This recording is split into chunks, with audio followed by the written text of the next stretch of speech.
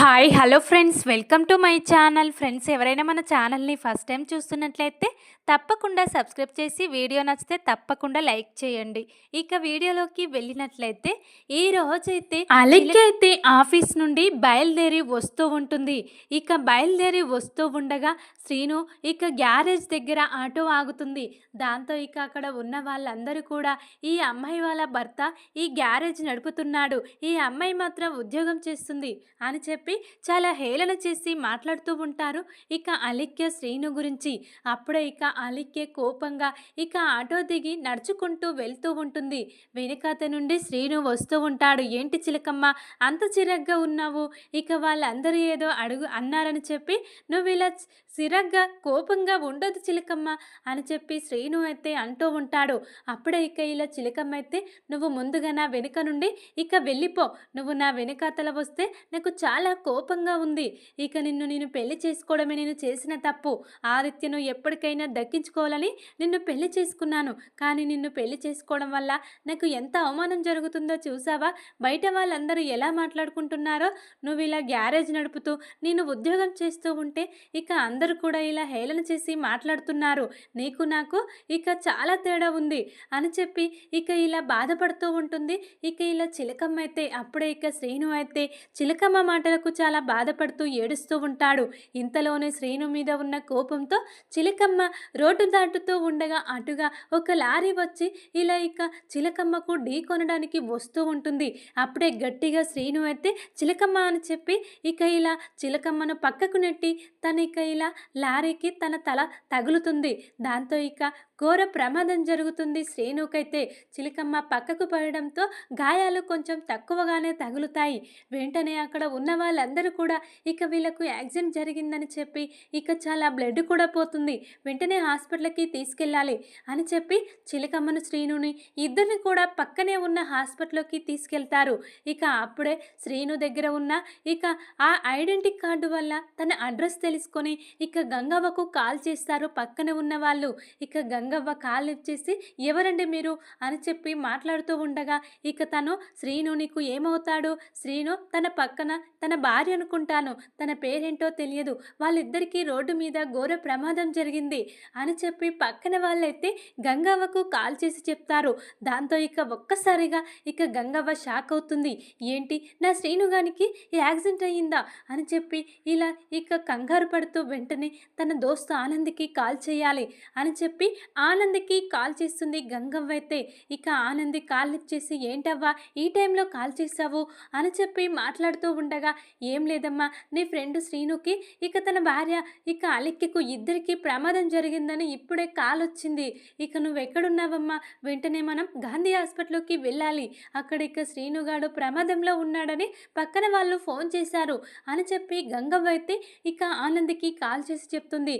దాంతో ఇక ఆనంది అయితే అవునా శ్రీనుకి ప్రమాదం జరిగిందా అని చెప్పి ఇంట్లో వాళ్ళకు కూడా ఎవరికి చెప్పకుండా కంగారు పడుతూ కొన్ని డబ్బులు తీసుకుని వెంటనే శ్రీను దగ్గరికి వచ్చేస్తుంది.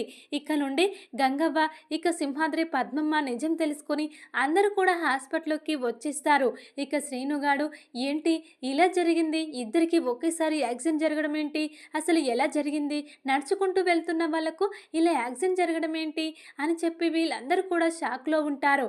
ఇక శ్రీనుకైతే కొంచెం ప్రమాదంగానే ఉంటుంది, అలిక్యకు స్పృహలాగా వస్తూ ఉంటుంది. ఇక అప్పుడే ఆనంది అయితే అలిక్య దగ్గరికి వెళ్తుంది. ఏంటి అలిక్య అసలు ఏం జరిగింది, నీకు శ్రీనుకి ఇలా యాక్సిడెంట్ జరగడం ఏంటి, మీరు ఇక బండి మీదనే వెళ్తారు కదా, ఇలా నడుచుకుంటూ వెళ్ళటం ఏంటి అని చెప్పి ఇక ఇలా స్పృహలోకి వచ్చిన అలిక్యనైతే ఆనంది అడుగుతూ ఉంటుంది. దాంతో ఇక ఆనంది అయితే ఇక తనకు ఇంతకుముందు జరిగిందంతా గుర్తొస్తుంది.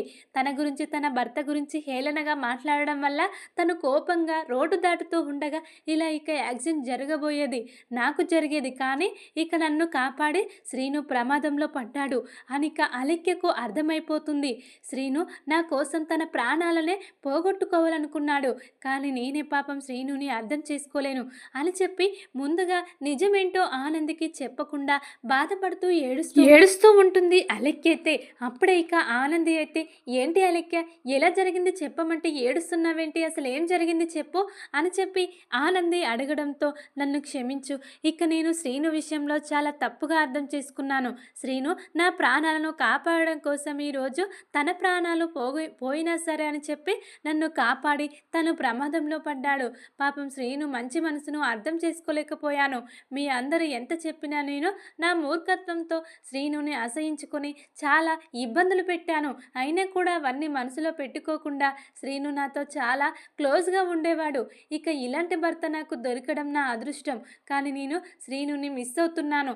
నా వల్ల శ్రీను ఇంత ప్రమాదానికి గురయ్యాడు అని చెప్పి చాలా ఏడుస్తూ ఉంటుంది అలిక్కెత్తి శ్రీనుకి జరిగిన ప్రమాదం గురించి. అప్పుడే ఇక ఇలా ఆనంది అయితే ఏం కాదు, నా ఫ్రెండ్ శ్రీను చాలా మంచివాడు, తనకు దేవుడు అన్యాయం ఎప్పటికీ చేయడు, శ్రీను ఎలాగైనా బ్రతుకుతాడు అలెక్య, నీకోసం బ్రతుకుతాడు, నువ్వు శ్రీను సంతోషంగా కలిసుంటారు, ఆ నమ్మకం నాకుంది, నువ్వు ధైర్యంగా ఉండు అని చెప్పి ఆనంది ఎత్తి అలెక్యకు ధైర్యం చెప్తూ ఉంటుంది. కానీ అలెక్య మాత్రం శ్రీను తనతో ప్రవర్తించిన ప్రవర్తన, తను శ్రీనుతో ప్రవర్తించిన ప్రవర్తనలు మొత్తం కూడా గుర్తు తెచ్చుకొని తనలో తాను తన తప్పును తెలుసుకొని పశ్చాత్తాపడుతూ ఉంటుంది. నాలాంటిది ఇక ఇలా శ్రీనుకి భార్యగా రావడం శ్రీను దురదృష్టం. ఇక ఎందరు ఎన్ని మాటలన్నా కూడా ఇక పట్టించుకోలేదు. కానీ శ్రీను నన్ను ఏ రోజు ఏ ఒక్క మాట కూడా అనలేదు. ఇక నేను శ్రీనుని ఏడిపించడం కోసమే శ్రీనుని పెళ్లి చేసుకున్నాను. పాపం నా వల్ల శ్రీనుకి ఇంత గతి పట్టింది. ఇక చివరికి తను ఎంతో ఇష్టమైన తన అవ్వను కూడా వదిలేసి నాతో ఉన్నాడు. అయినా కూడా నేనే శ్రీనుని ఇలా హింసించాను అని చెప్పి ఈ రోజైతే అలిక్య శ్రీను విషయంలో పూర్తిగా తన మనసు మార్చుకొని శ్రీను ప్రేమను అర్థం చేసుకుంటుంది. ఎందుకంటే శ్రీను ప్రాణాలకు తెగించి అలిక్యను కాపాడుతాడు కదా. దాంతో ఇక అలిక్య మనసైతే మారిపోతుంది. శ్రీనుకి మాత్రం చాలా ఘోర ప్రమాదమే జరుగుతుంది. డాక్టర్లు అయితే ట్రీట్మెంట్ స్టార్ట్ చేయడానికి చాలా డబ్బు అవసరం అవుతుంది అని చెప్పి డబ్బు ఏర్పాట్లు చేయండి, లేకుంటే తను బ్రతకడం కష్టమని చెప్తారు. ఇక ఆనంది తెచ్చిన డబ్బులు కూడా సరిపోవు. ఇక జ్యోతమ్మ వాళ్ళు కూడా కొన్ని డబ్బులు తీసుకొచ్చి శ్రీను కోసం హాస్పిటల్లో పేడ్ చేస్తారు. ఇక తర్వాత ఇక శ్రీనుకైతే ఇలా ఇక ట్రీట్మెంట్ స్టార్ట్ చేస్తూ ఉంటాడు డాక్టర్లు అయితే. ఇక శ్రీను ఎలాగైనా బ్రతకాలి, శ్రీనుకి ఏం కాకూడదు అని చెప్పి అందరూ కూడా శ్రీను కోసం ఇక ఇలా వెయిట్ చేస్తూ ఉంటారు. ఇక అప్పుడే డాక్టర్ ట్రీట్మెంట్ చేసి బయటకు వస్తాడు. ఇక 24 గంటల తర్వాత తనకు స్పృహ వస్తుందా లేదా అనేది తెలుస్తుంది. తర్వాత తనకు ప్రమాదం ఉందా లేదా అనేది తర్వాత చెప్తాము. ఇక తను స్పృహలోకి వస్తేనే ఇక ఎలా ఉంటుందనేది చెప్పగలం అని చెప్పి డాక్టర్లు అయితే ఇలా సీరియస్గా ఉంది శ్రీను కానీ చెప్తూ ఉంటారు. ఇక అందరూ కూడా శ్రీను కోసం బయట ఇలా ఇక దేవుణ్ణి మొక్కుతూ వెయిట్ చేస్తూ ఉంటారు. మరి ఇక శ్రీను స్పృహలోకి వచ్చి ఇక అలెక్య మనసు మారినందుకు శ్రీను ఇక అలెక్య ఇద్దరు కూడా ఇక కలిసిపోతే బాగుంటుంది. కానీ మరిక శ్రీను ప్రమాదం నుండి బయటపడతాడా లేకుంటే మరిక శ్రీనుకి ఏం జరుగుతుందనేది చూడాలి. ఇక ఈ విధంగానైతే శ్రీను తన భార్య మనసు అలెక్య మనసు ఇలా గెలుచుకోబోతున్నాడు. తన ప్రాణాలకు తెగించి అలెక్యను కాపాడడం వల్ల ఇక ఆనంది కూడా ఫుల్ హ్యాపీగా ఫీల్ అవుతుంది. ఇక ఇప్పుడు శ్రీను అలెక్య కలిసిపోయినందుకు ఆనంది కాదు, ఆదిత్య ఇక కుటుంబం, జ్యోతి కుటుంబం, సునంద కుటుంబం అందరూ కూడా హ్యాపీ. చూద్దాం మరి ఇక ఇలా జరగబోతుందనేది. ఇక్కడ ఇక సునంద పూర్ణిమ అయితే చాలా గొడవ పడుతూ ఉంటారు. పూర్ణిమ అయితే ఈరోజు సునందకు గట్టిగా వార్నింగ్ ఇస్తుంది.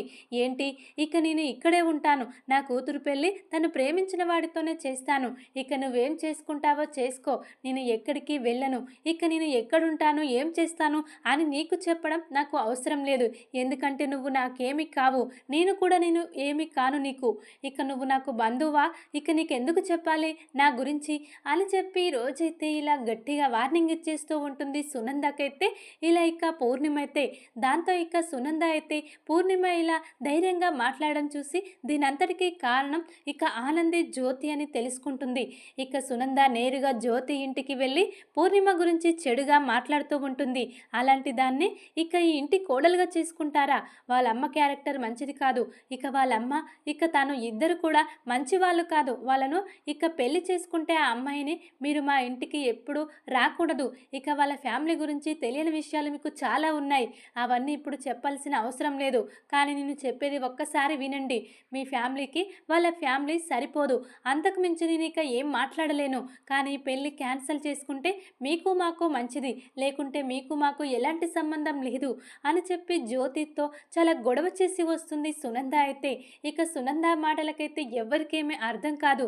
ఇక జ్యోతి సూర్యులైతే సునంద ఇంత గట్టిగా చెప్పిందంటే వాళ్ళ ఫ్యామిలీ మంచిది కాదు. పూర్ణిమ కూడా తన భర్తను తీసుకురాలేకపోతుంది. ఎందుకో ఇబ్బంది పడుతుంది, భయంగా ఫీల్ అవుతుంది. అంటే సునంద గారు చెప్పినట్టే తన క్యారెక్టర్ మంచిది కాదేమో అని చెప్పి అనుమానంతో ఇక జ్యోతి సూర్యులైతే పెళ్లి క్యాన్సిల్ చేయాలని ఆలోచిస్తూ ఉంటారు. కానీ ఇక్కడ శ్రీతన్ చైత్ర మాత్రం పెళ్లి క్యాన్సిల్ చేస్తే తట్టుకోలేరు. అసలు వాళ్ళు బ్రతకలేరు. ఎలాగైనా పెళ్లి జరిపించాలని ఆనంది పోరాటం చేస్తుంది. మరిక శ్రీతన్ చైత్రల పెళ్లి జరిపించడం కోసం ఆనంది ఎన్ని కష్టాలు పడబోతుంది. తన పుట్టింటి వాళ్లకు తన మెట్టింటి వాళ్లకు దూరం కాబోతుందా ఆనంది. చైత్రకు మంచి చేయడం కోసం, పూర్ణిమకు న్యాయం చేయడం కోసం ఆనంది అందరికీ శత్రువు కాబోతుందా అనేది చూడాలి. ఈ విధంగానైతే జ్యోతి సూర్యులైతే సునంద మాటలు విని శ్రీతన్ చైత్రల పెళ్లి ఆపేయాలని నిర్ణయం తీసుకుంటారు. ఇప్పుడు శ్రీతన్ చైత్ర పారిపోయి పెళ్లి చేసుకుంటారా, లేకుంటే ఆనంది వాళ్ళకు పెళ్లి చేసుకొని ఇంటికి తీసుకురాబోతుందా అనేది చూడాలి. ఈ విధంగానైతే జరగబోతుంది. చూద్దాం తర్వాత ఏం జరగబోతుంది అనేది. వీడియో కనుక మీకు నచ్చినట్లయితే లైక్ చేసి సబ్స్క్రైబ్ చేసుకోండి friends. Thank you for watching.